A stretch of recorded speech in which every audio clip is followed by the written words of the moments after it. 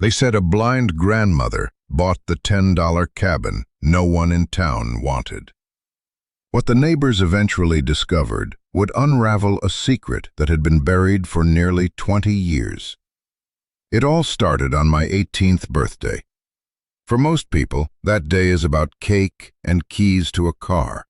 For me, it was about keys to a door, but not one I was excited to walk through. It was the door to the group home, and I was walking out of it for the last time. 2 years of state-mandated beds, scheduled meals, and the constant low hum of institutional life. 2 years since the last foster family had given up.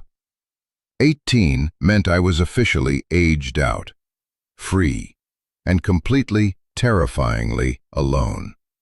If you've ever stood on a threshold like that, with everything you own in one duffel bag and nowhere to go, then you know the feeling. And if you do, I hope you'll subscribe and stick around, because these are the kinds of stories we talk about here. The ones that don't start with a silver spoon, but with a plastic fork and a paper plate. Ms. Albright, my caseworker for the final 6 months, was waiting for me in the sterile reception area. She had that look she always wore, a mixture of professional sympathy and genuine exhaustion. She was a good person, I think, but she was a cog in a machine that was designed to process people, not to save them. She handed me a thick manila envelope, sealed with a metal clasp. It felt heavier than paper. "Leo," she said, her voice quiet, almost apologetic. "This is it. Your final paperwork, your birth certificate, social security card, and this." She tapped a smaller, crisper envelope that was paper-clipped to the front. It was addressed to me in a spidery, elegant handwriting I didn't recognize. "This came to the office last week, from a law firm. It's for you." I took the packet. The weight of it felt like an anchor. Freedom was supposed to feel light. This did not. "A law firm?" I asked. My voice was raspy. I hadn't spoken much all morning. "That's all they said. It's about your grandmother, Ilara." The name hit me like a ghost. Ilara. I knew the name, but only as a word on a file. My mother's mother.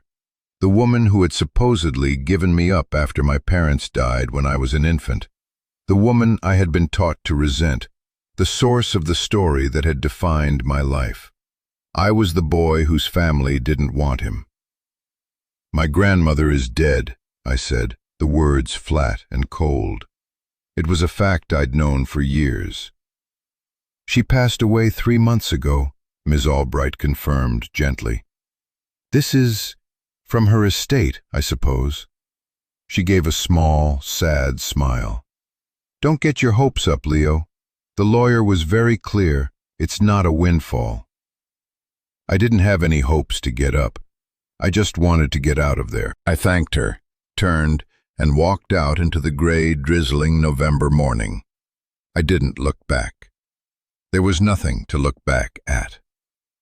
I found a bus stop bench that was mostly dry and sat down, the duffel bag at my feet, the envelope in my lap. The city noise felt loud and aggressive after the muffled quiet of the home. Cars hissed by, their tires spraying dirty water. I was just another piece of scenery, another kid with a sad story going nowhere. My fingers fumbled with the clasp on the big envelope. I pulled out the smaller one. It was made of thick, creamy paper. My name, Leo Vance, was written on the front. I tore it open. Inside was a single key, an old iron skeleton key pitted with rust, and a folded document. It was a quitclaim deed. I scanned the legal jargon, my eyes catching on the important parts. Grantor, Ilara Vance. Grantee, Leo Vance. Property description, Lot 7, Northwood Township. A parcel of land including a one-room cabin. And then, the part that made my breath catch. Consideration, $10. $10 for a piece of land and a cabin. It had to be a joke, a cruel, parting joke from a ghost. I looked at the key in my palm. It was heavy, real. Northwood Township. I'd never heard of it. I pulled out my cheap, cracked smartphone and typed it in. The results were sparse. A tiny, unincorporated town, hundreds of miles north, deep in the mountains, known for logging, long winters, and not much else. Population, 412. I leaned my head back against the cold metal of the bus shelter. What was I supposed to do with this? A $10 cabin in the middle of nowhere. It was probably a collapsed pile of rotten wood on a patch of weeds. A liability. Another burden. Ms. Albright was right. It wasn't a windfall. It was an insult. I thought about throwing the key into the gutter, just leaving the envelope on the bench and walking away, disappearing, starting over with nothing, not even a name. But I didn't. Because as pathetic as it was, that rusty key and that piece of paper were the only things in the entire world that had my name on them. They were the first and only things I had ever inherited. It wasn't a home, but it was a place, my place. And right then, a place, any place, was better than no place at all. I stood up, slung the duffel bag over my shoulder, and started walking toward the Greyhound station. I didn't know what I was looking for in Northwood. I didn't know if I was walking toward a punchline or a forgotten memory. But for the first time in a long time, I was walking toward something. The bus ride was a slow, rattling journey out of one world and into another. The cityscape of concrete and glass bled into sprawling suburbs, which then dissolved into flat, brown farmland under a vast, unforgiving sky. The further north we went, the more the trees closed in. Tall, dark pines, their branches already heavy with the threat of snow. The other passengers were quiet, wrapped in their own thoughts, their faces illuminated by the pale glow of their phones. I kept my face pressed to the cold glass of the window, watching the world I knew disappear. I thought about Ilara. The story I'd been told was simple. My parents died in a car crash. My grandmother, Ilara, was old, sick, and couldn't care for an infant. So I went into the system. It was a clean, neat narrative with no loose ends. It explained everything. It justified the emptiness. But the key in my pocket felt like a loose end. A $10 cabin was not the act of someone who simply couldn't be bothered. It was something else, something deliberate. But what? Hours bled into one another. The sun, a weak spot in the gray clouds, began to set, painting the horizon in bruised shades of purple and orange. The bus heater wheezed, fighting a losing battle against the cold seeping through the windows. We started climbing, the engine groaning on the inclines. The air grew thinner, cleaner. And then it started to snow. Not the wet, sludgy snow of the city, but tiny, perfect flakes, drifting down through the darkness, sticking to the branches of the pines. It was beautiful and desolate, all at once. It was nearly 10 at night when the bus pulled into Northwood. There was no station, just a gravel turnout in front of a combination gas station and general store. The sign flickering weakly read, Harris & Sons. I was the only one who got off. The bus hissed, its doors closing with a pneumatic sigh, and pulled away, its red taillights shrinking into the swirling snow until they were gone. And then there was silence. A profound, ringing silence, broken only by the gentle whisper of the falling snow and the hum of the drink cooler inside the store. The air was so cold it felt sharp in my lungs. I pulled my thin jacket tighter. I was completely unprepared for this kind of cold. The store was still open, a warm yellow light spilling out onto the snow-dusted asphalt. I pushed the door open, a small bell jangling overhead. The man behind the counter was old, with a face like a weathered map and kind eyes. He looked up from his newspaper. "Evening," he said, his voice a low rumble. "You're a long way from home, son." "Just got in," I said, my breath fogging in the warm air. "I'm looking for Lot 7, an old cabin." He pushed his glasses up his nose and looked at me over the rims. A long, slow look that took in my city clothes, my thin jacket, my duffel bag. "Lot 7, he repeated slowly. "You mean Ilara's place?" My heart did a little jump. "You knew her?" "Knew of her," he corrected. "Quiet woman, kept to herself. Lived up there for, must be close to 20 years.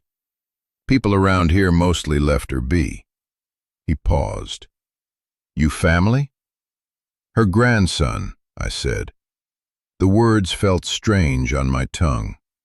He nodded slowly, his expression unreadable.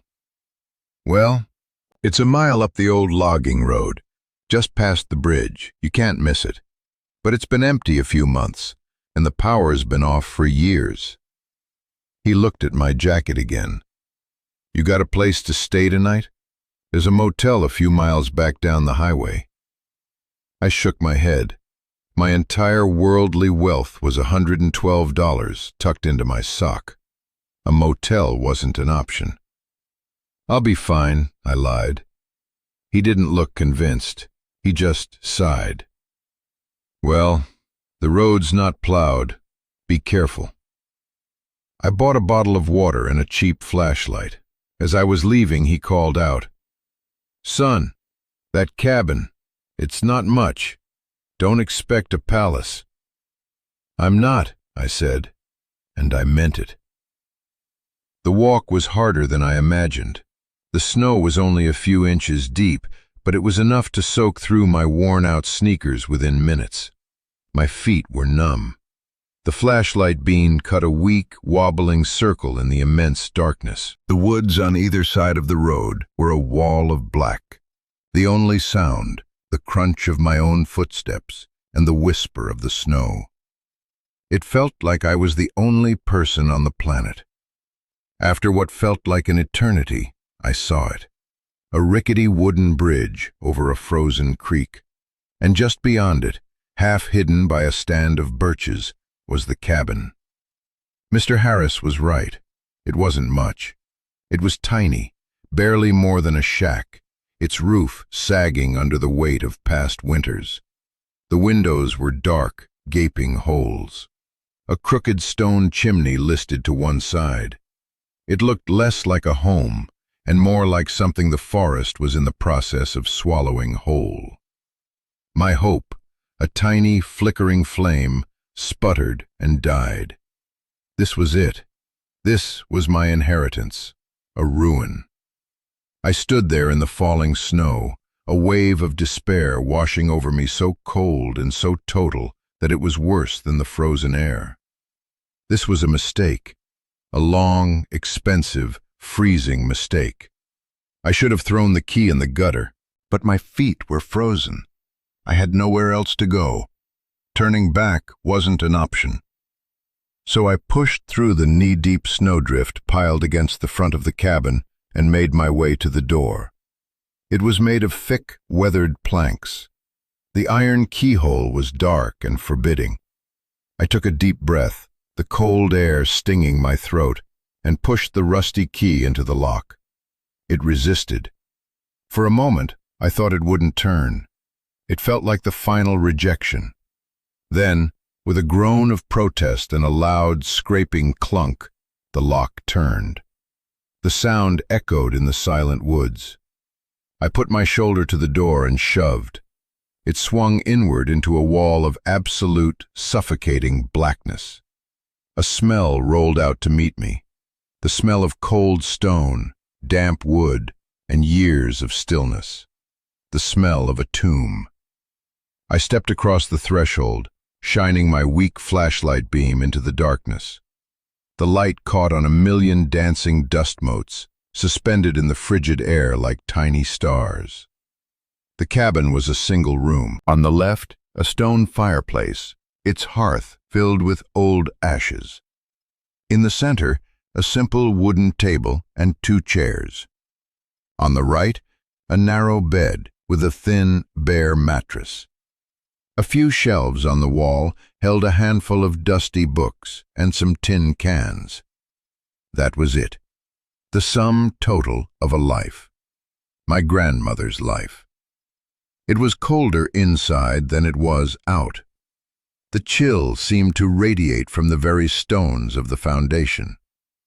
I closed the door behind me, shutting out the snow and the night, and the silence became even deeper. I could hear my own heartbeat, a frantic, rabbit-like thumping in my chest. I set my duffel bag on the floor and did a slow sweep with the flashlight.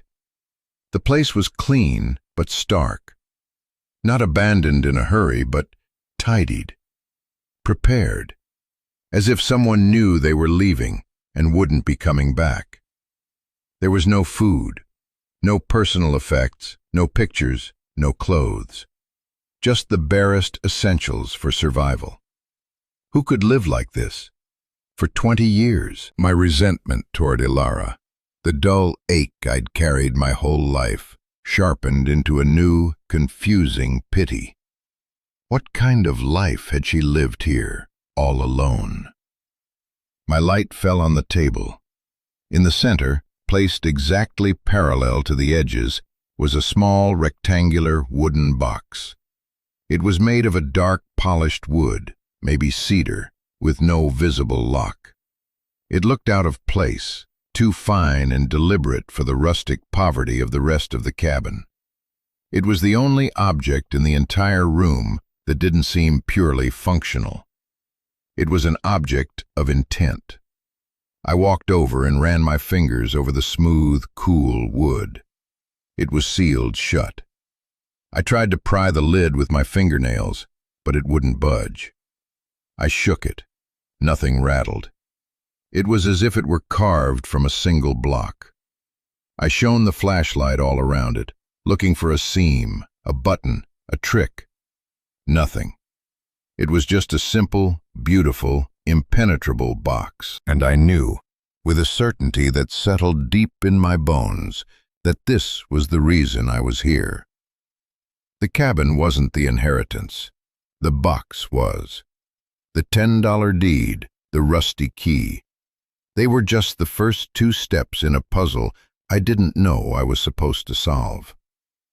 Whatever secret Ilara had, whatever story was missing from my life, the answer was inside this box. But I had no idea how to open it. I spent the rest of that first night huddled in a corner, wrapped in the one thin blanket I'd brought, my flashlight growing dimmer by the hour.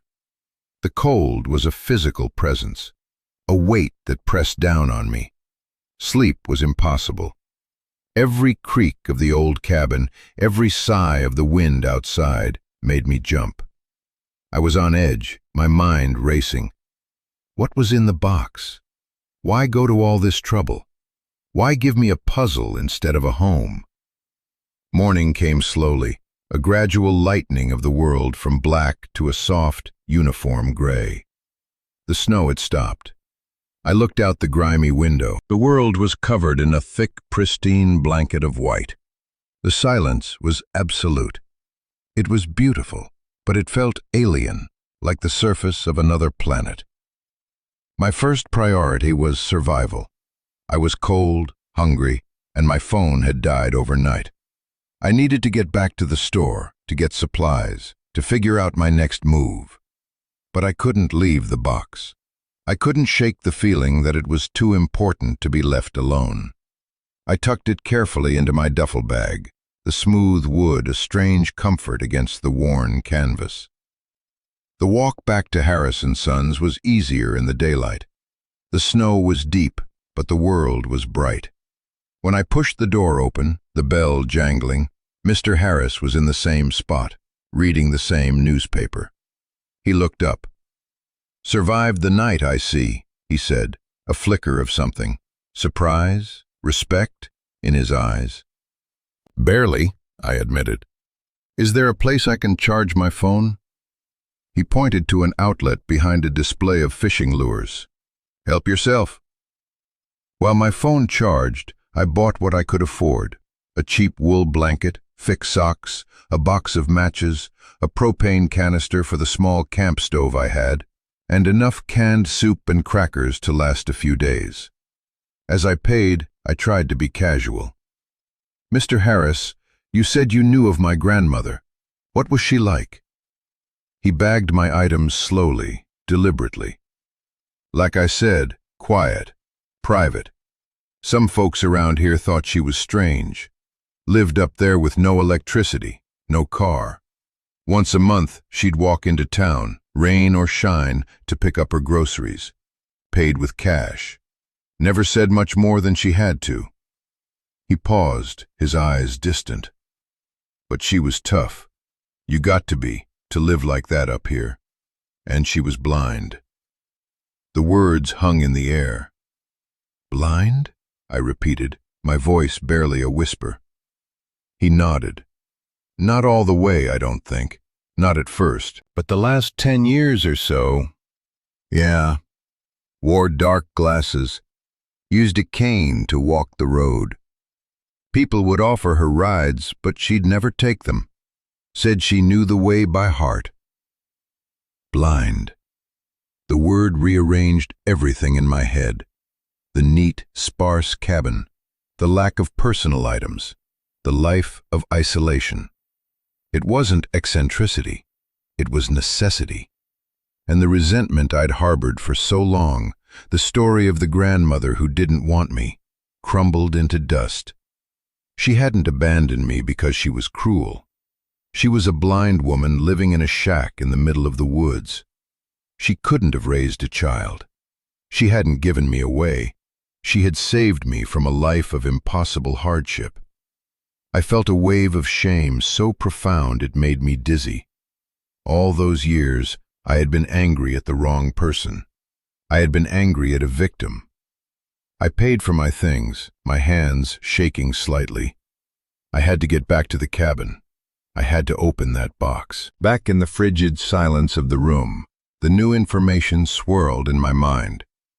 A blind woman, living here alone, for 20 years. Why? Why choose this life? It had to be connected to my parents, to the car crash. It was the only thing that made sense. I took the wooden box out of my bag and placed it back on the table. I looked at it with new eyes.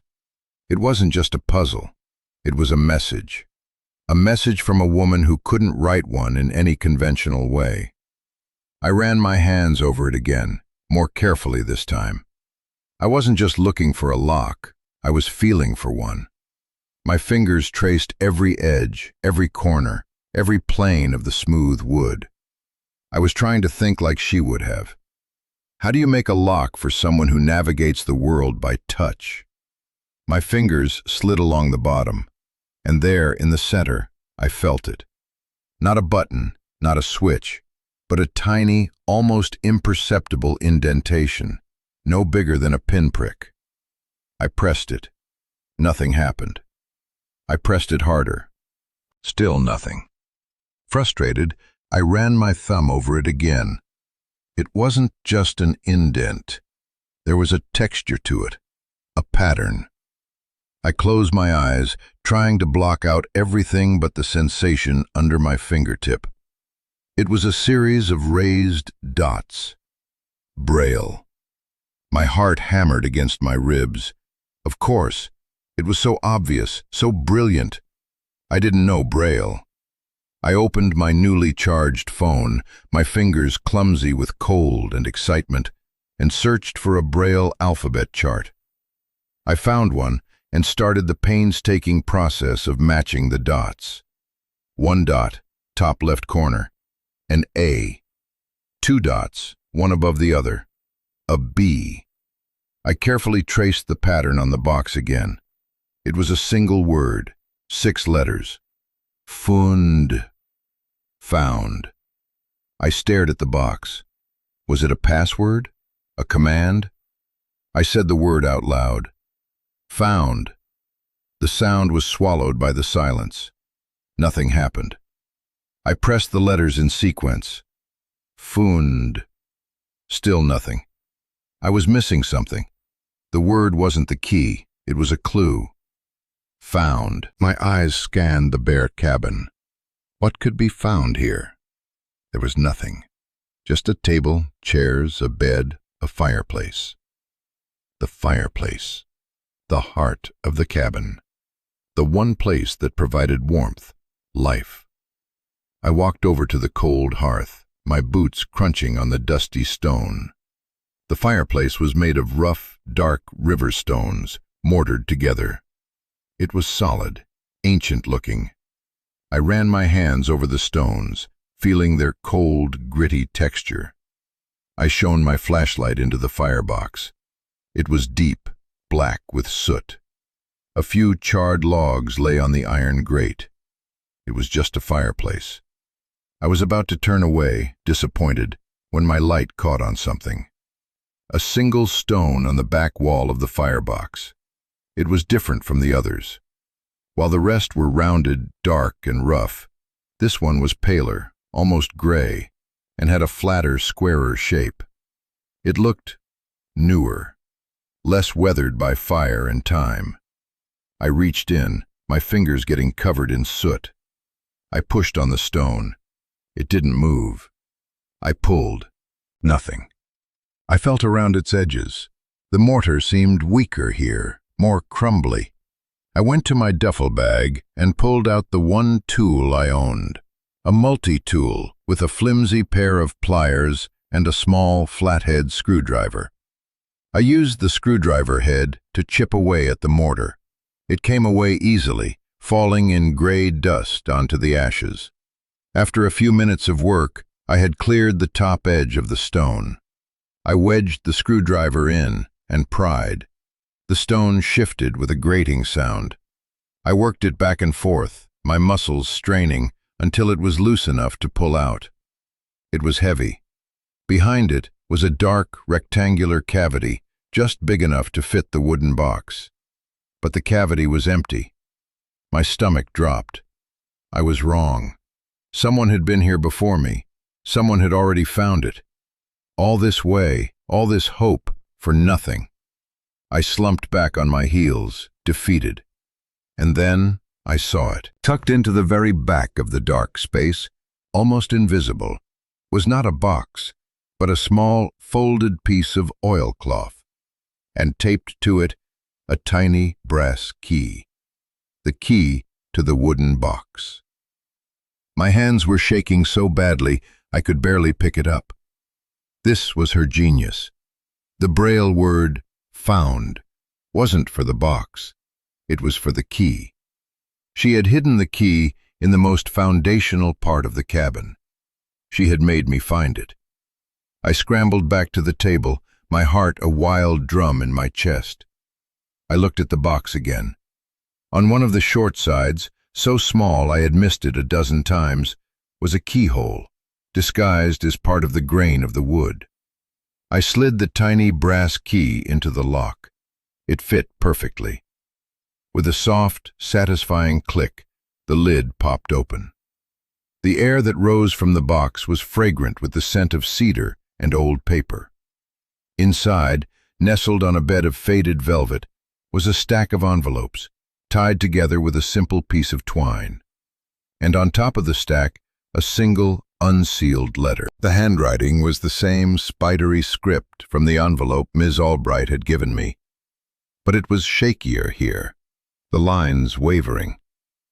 I lifted it out. My hands trembled as I unfolded the pages.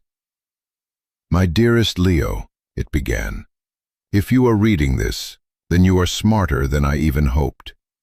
You found the cabin, you found the box, and you found the key. You found your way home. I know it doesn't look like much of a home right now. I know it's cold and empty. But I promise you, this place is built on more than stone and wood. It is built on love, a love so fierce it has lasted 20 years in silence. I imagine you have questions. I imagine you have anger. You have every right. The story you were told was a lie, but it was a necessary one. It was a lie to protect you. When your parents were taken from me, you were all I had left. But I was in no shape to care for you. The accident, it took more than just your parents.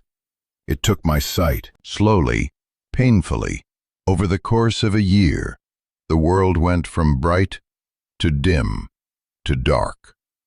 The doctors called it optic nerve atrophy, a delayed result of the trauma, a 1 in a million complication. I call it the price I paid to survive when my daughter did not. I couldn't raise a baby, a blind woman, grieving and broke, in a world that suddenly felt sharp and dangerous. Giving you to the state was the most painful thing I have ever done. It felt like tearing out my own heart. But I knew they could give you what I couldn't: food, shelter, a chance at a normal life. My only comfort was the promise I made to myself. I would not just disappear. I would build something for you, a legacy, a truth. I used the small insurance settlement from the crash to buy this piece of land. It was $10 because the logging company that owned it had gone bankrupt, and the property had a tax lien on it. No one wanted it. It was perfect. It was remote. It was a place where I could be invisible, a place where I could wait, a place where I could keep my promise. This cabin is more than a shelter, Leo. It is an archive. It is a vault. What happened to your parents was not a simple car crash. It was not an accident. They were silenced because of what your father, a geologist, had discovered. The other letters in this box will tell you the whole story. Read them, understand them, and then you will have a choice. A choice I have been waiting 20 years for you to make. Forgive me, Leo. Forgive me for the silence, for the absence. Everything I did to keep you safe until you were old enough and strong enough to know the truth. The world is run by men who value money more than lives. Your father knew that. Now, so do you. Be careful. Be brave. Know that you were never, ever unwanted. You were loved beyond measure. Your grandmother, Elara. I read the letter 3 times, the words blurring through the tears that were now streaming down my face. I cried for the baby who lost his parents. I cried for the young boy who grew up believing he was abandoned. I cried for the old blind woman who had spent 2 decades in this cold, lonely cabin, guarding a secret and holding on to a love so powerful it defied time and distance. I wasn't the boy whose family didn't want him. I was the boy whose grandmother had sacrificed everything for him. The grief and the relief were a dizzying, overwhelming cocktail. I stumbled back from the table and sank onto the edge of the narrow bed, the letter clutched in my hand. The cold of the room felt different now. It wasn't just an absence of heat. It was the echo of her solitude. I could almost feel her presence in the stillness, a ghost made of love and regret. For a long time, I just sat there. The weight of it all was crushing. A legacy, a truth, a choice. This was too much. I was just a kid. An hour ago, my biggest problem was figuring out how to stay warm. Now, I was the keeper of some dark, generational secret. I felt a surge of anger, not at Elara, but at the unfairness of it all. Why me? Why couldn't I have just had a normal life? I looked at the stack of letters still in the box. They felt heavy, dangerous. I wasn't sure I wanted to know what was in them. Part of me wanted to put them back, close the box, walk away from the cabin and never come back. I could sell the land. Even as a worthless patch of woods, it had to be worth something. A few $1,000s, maybe. Enough to get a bus ticket to somewhere warm, rent a cheap room, and disappear. The thought was tempting. It was the easy way out, the safe way. And I just sat there, turning that choice over and over in my mind, feeling smaller and more lost than I ever had in any foster home. The weight of her sacrifice felt like a mountain on my shoulders. Listen, if you've ever felt that way, if you've ever been handed a burden that felt too heavy to carry, a responsibility you never asked for, then I want you to know you're not alone. So many of us are carrying histories and legacies we didn't choose.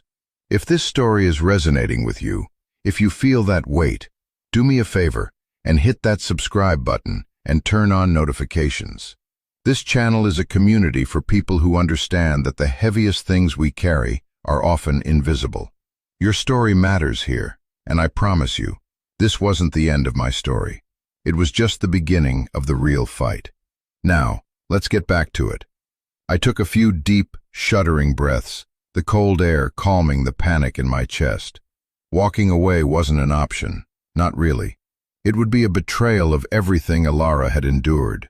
It would mean her 20 years of solitary suffering were for nothing. I couldn't do that. I owed her more than that. I owed my parents more than that. I stood up, my legs stiff. I built a small fire in the hearth, using the matches and some dry kindling I found in a small box by the fireplace. The flames caught slowly, tentatively at first, then grew, pushing back the oppressive cold and filling the small cabin with a warm, dancing light. It was the first time the room had felt alive. With the fire crackling, I made myself a mug of instant coffee on my camp stove. The warmth of the mug in my hands was grounding. I sat back down at the table, the stack of letters before me. I untied the twine. The envelopes were old, yellowed with age. They were numbered, 1 through 12. Each one was thick, filled with multiple pages. This was her journal, her testimony. I took the first one. The date on it was from 19 years ago, about a year after the crash. The handwriting was stronger here, less shaky than the final letter. Letter 1, it began. To my Leo. Today, the last of my sight faded to black. The world is now a tapestry of sounds and smells and textures. It is frightening, but I will not let fear rule me. I will learn this new world. I need to be strong to tell you this story. The story begins with a map. Your father, Thomas Vance, was a geologist, but he was more than that. He was a poet of the earth. He could read stories in rock formations that no one else could see. He worked for a large mining corporation, Sterling Minerals. They sent him all over the state, looking for new deposits. He was brilliant at it. Too brilliant, it turns out. He was surveying this region, the Northwood area, for zinc deposits. The company was convinced there was a massive, untapped vein here. But your father found something else. He found evidence of something the company had buried, literally and figuratively, years before. A toxic spill. In the 1980s, one of their exploratory mines in this very area had a containment failure. They were using a chemical cocktail to leach minerals from the rock, and it was highly toxic. It seeped into the groundwater. It poisoned a whole watershed. The company covered it up. They paid off a few local officials, declared the exploration a bust, and walked away. The land was worthless, so no one ever looked too closely. But the poison was still there, moving slowly through the earth, through the water table. Your father found it. He took samples. He drew a map, marking the plume of contamination, showing how it was creeping toward the aquifer that supplied water to towns downstream. He had proof of a massive environmental crime. I stopped reading, my coffee forgotten. Sterling Minerals. I knew that name. They were a huge multinational corporation. Their logo was on buildings back in the city. They sponsored parks and cultural events. They were a pillar of the community, and they were poisoners. I picked up the letter and continued reading. He confronted his superiors. He was idealistic. He believed in doing the right thing. He thought they would be horrified, that they would initiate a cleanup. He was naive. They weren't horrified. They were terrified. Not of the poison, but of the liability. The cost of a cleanup would be astronomical. The scandal would ruin them. So they offered him a promotion, a huge raise, a corner office. They told him to hand over his research and forget what he saw. They called it a team player bonus. Your mother, my daughter Sarah, was there. She told me this story herself, her voice shaking with rage. She told me your father turned them down flat. He told them he was going to a journalist. He gave them 24 hours to do the right thing and announce a public plan, or he would expose them. That night, he made copies of all his data. He had the original map, his field notes, the lab results from the water samples. He put them all in a secure briefcase. The next day, he and your mother were driving to meet the journalist. You were with me for the day. It was a gift, they said. A day with Grandma. They never made it to the meeting. A large, unmarked truck ran their car off the road on a quiet country highway. A hit and run. The police report called it a tragic accident. The truck was never found. The briefcase with all of your father's research was missing from the wreckage. They hadn't just silenced him. They had erased him. My blood ran cold.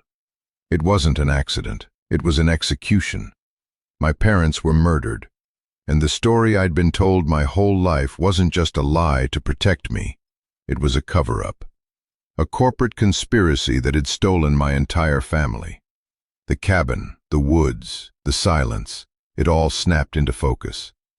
Ilara hadn't run away to grieve. She had run away to hide. I tore open the second letter. It detailed her own investigation. How, in the months after the crash, before her sight was completely gone, she had used her grief as a mask. She spoke to your father's colleagues, pretending to be a confused, grieving mother, trying to understand his last project. One of them, a junior geologist who had admired your father, got scared. He met her secretly. He hadn't seen the data, but he knew your father had made a copy, a backup. He didn't know where it was, but he told her your father had been obsessed with the idea of deep storage, of hiding things in plain sight. The third letter described her finding the cabin. She remembered your father talking about this land, about how the bankrupt logging company had just walked away. He'd even joked about buying it for $10 and building a fishing cabin. It was a place no one would ever look for anything valuable. It was deep storage. I put the letters down, my mind reeling. I looked around the room. This wasn't just a cabin. It was a safe deposit box. My father had hidden his research here. But where? The cabin was tiny, and I had been over every inch of it. The fireplace cavity was empty, save for the key. I went back to the letters. I read through 4, 5, and 6. They were a chronicle of her life here, her struggles with her fading sight, learning to navigate the cabin and the path to town by memory and touch. Her fear every time a car came up the logging road, her loneliness. They were painful to read, a testament to 2 decades of fear and fortitude. But they contained no more clues. I was getting frustrated. Where was it? Where was the proof? I picked up the 7th letter.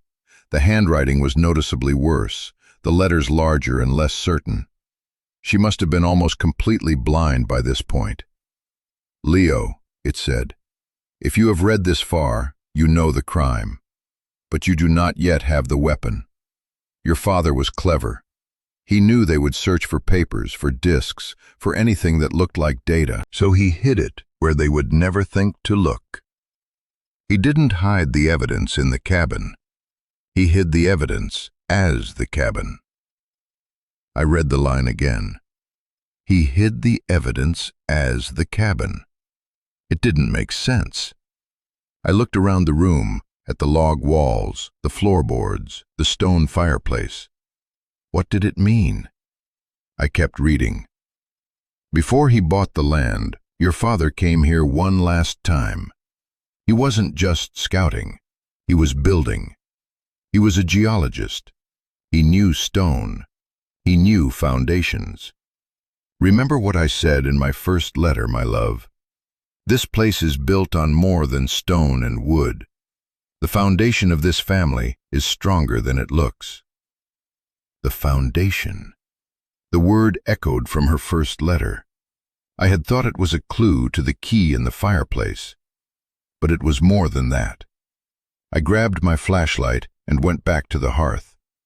I knelt, shining the light not into the firebox this time, but at the base. The hearth was raised, built on a thick slab of fieldstone. It looked solid, immovable. I ran my hands over it, feeling the rough texture. It was just a slab of rock. But then my fingers found something. A line. A perfect straight line on the top surface of the hearthstone, near the back, almost hidden in the shadows. It wasn't a natural crack. It was too straight, too precise. I followed it with my finger. It formed a large rectangle, about 2 feet long and a foot wide. It was a seam. The hearthstone wasn't one solid piece. It was a lid. My heart was pounding so hard I could feel it in my throat. This was it. I took my multi-tool and tried to wedge the screwdriver into the seam, but it was too tight.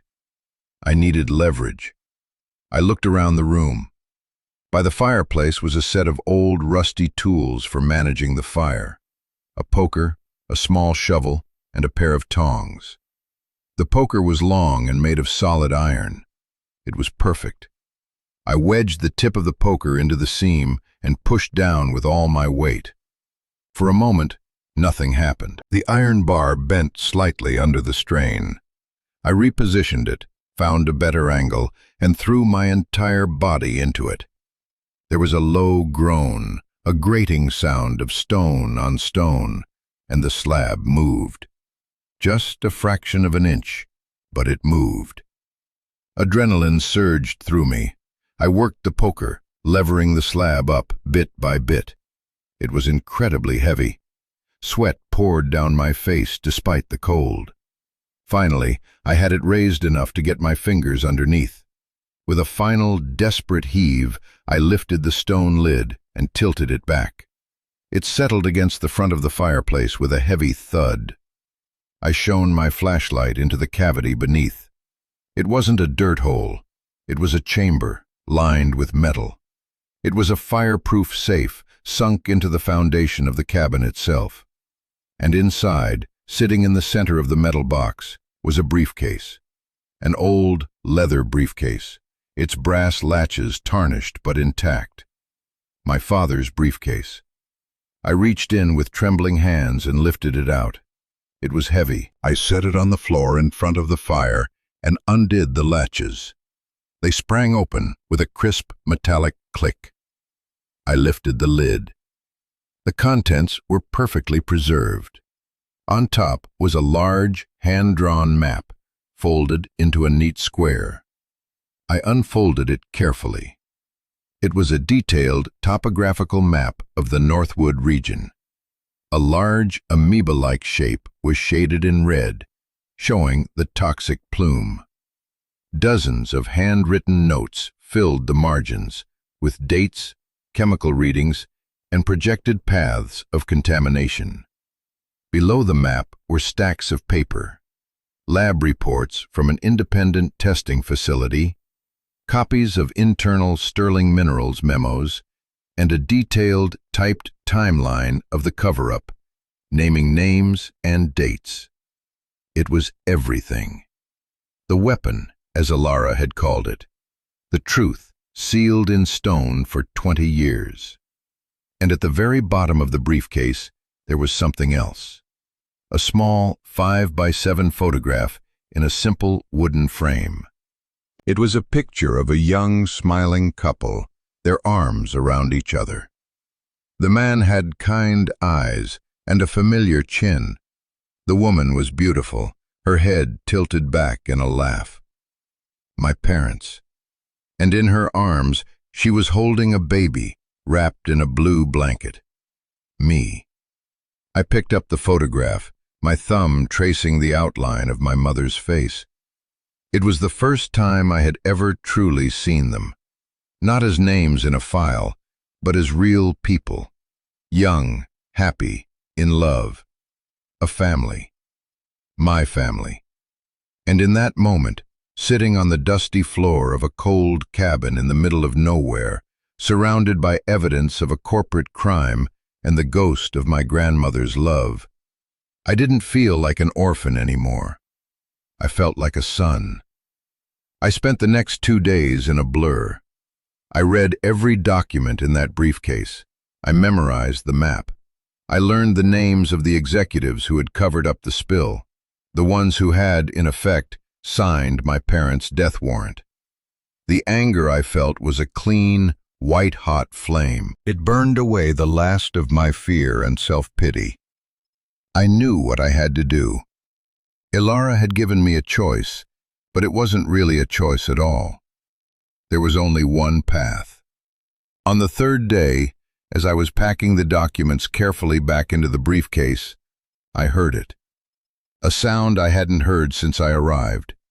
The low rumble of a vehicle coming up the logging road. It wasn't a local's pickup truck. It was the smooth, powerful sound of an expensive engine. I peered out the grimy window. A sleek black SUV was making its way slowly up the snow-covered track. It stopped right where the path to the cabin began. 2 men in dark, expensive-looking winter coats got out. They were not from Northwood. They looked like they were from the city. They looked like money and trouble. My blood turned to ice. They knew. Somehow they knew I was here. Sterling Minerals. After 20 years, they were still watching. My inheritance, the transfer of the deed for $10, must have tripped some silent alarm in their legal department. I acted on pure instinct. I shoved the briefcase back into its stone hiding place, lowered the heavy slab, and kicked dust and ash over the seam to hide it. I threw the fire poker back by the hearth. I grabbed the stack of Alara's letters and shoved them deep inside my duffel bag. I sat down at the table, my heart hammering, trying to look like just some dumb kid who had inherited a worthless shack. There was a loud, confident knock on the door. I took a breath and opened it. The man in front was older, with silver hair and a smile that didn't reach his cold blue eyes. The other man stood behind him, silent and imposing. "Leo Vance?" the silver-haired man asked. His voice was smooth as silk. "Who's asking?" I said, trying to keep my voice from shaking. "My name is Mr. Corbin. I'm with a land development group," he said, extending a gloved hand. I didn't take it. "We're acquiring property in this area for a new luxury ski resort. We were very sorry to hear about your grandmother. We'd like to make you an offer for this parcel, a very generous offer." He didn't wait for an answer. He pulled a thick envelope from his coat pocket. "We know the assessed value of this land is next to nothing, but we are prepared to offer you $50,000, cash, today. A fresh start for a young man like you."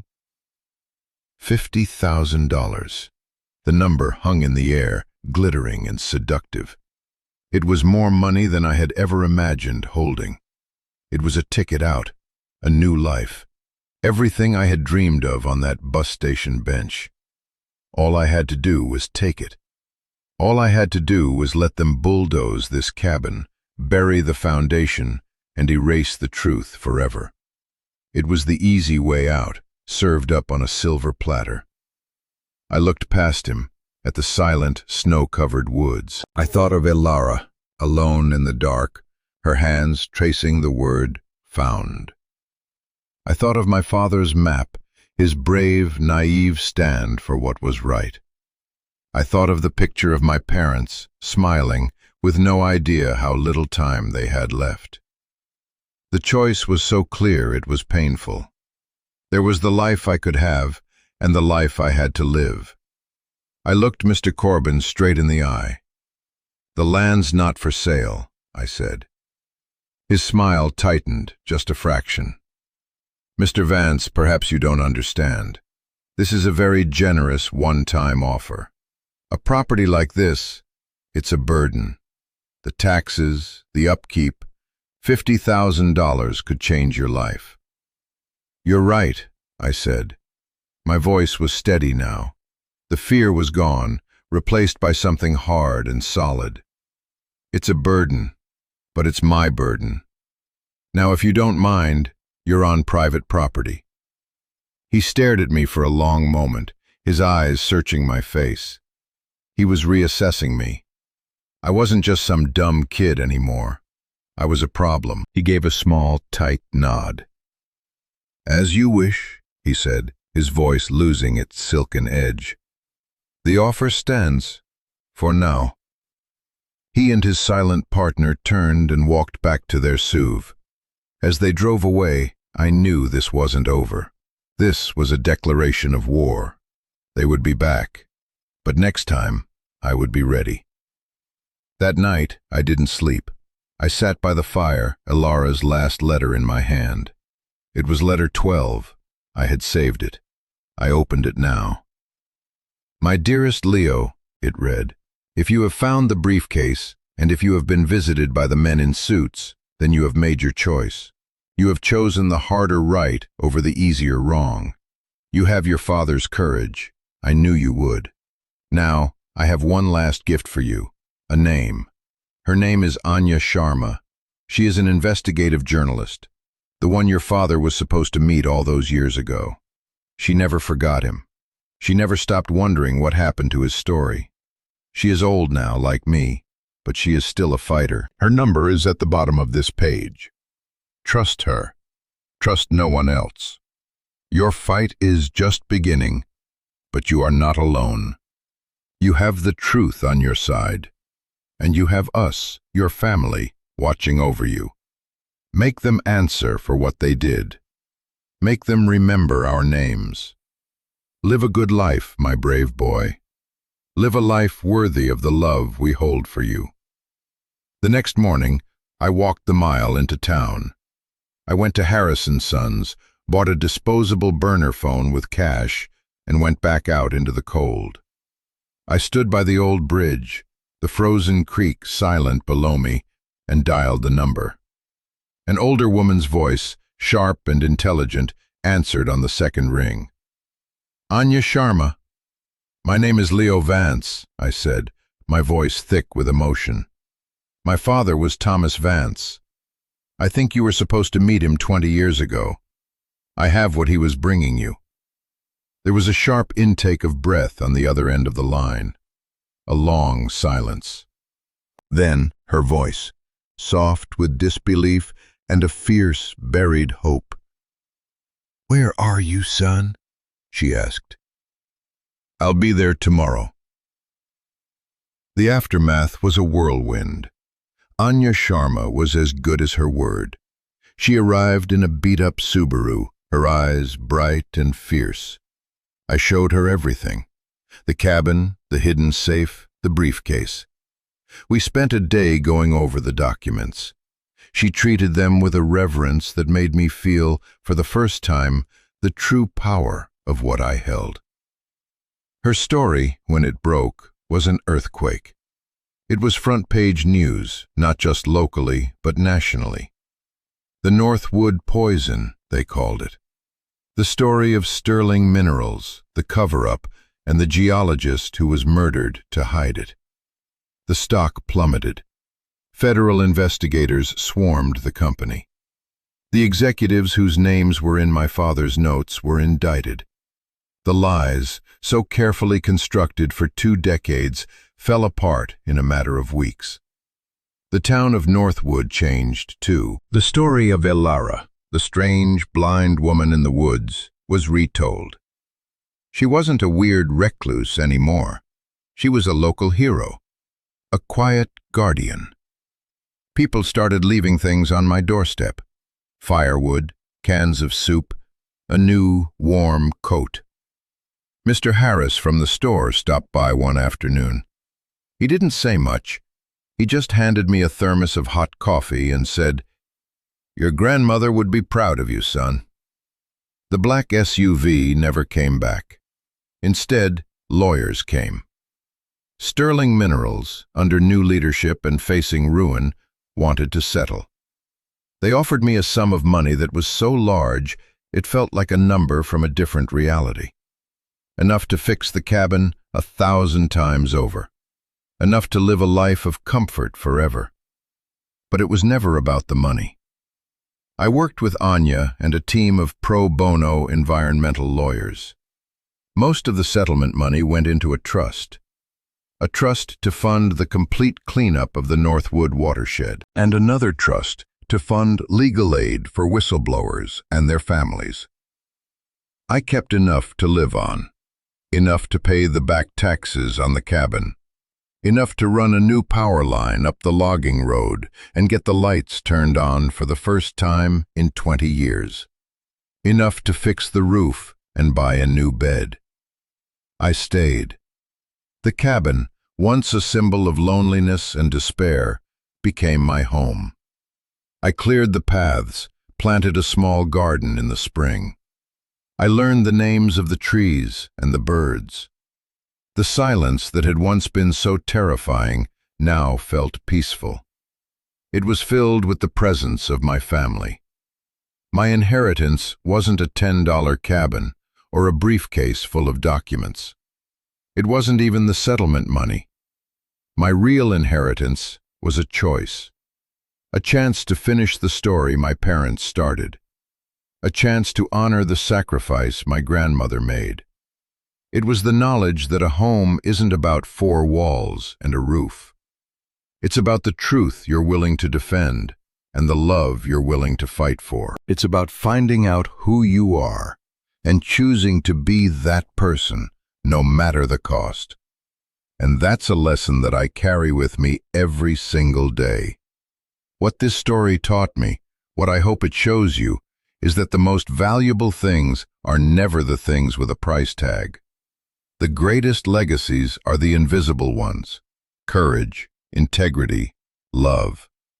They're often hidden in the last places you'd think to look, in the $10 cabins of our lives.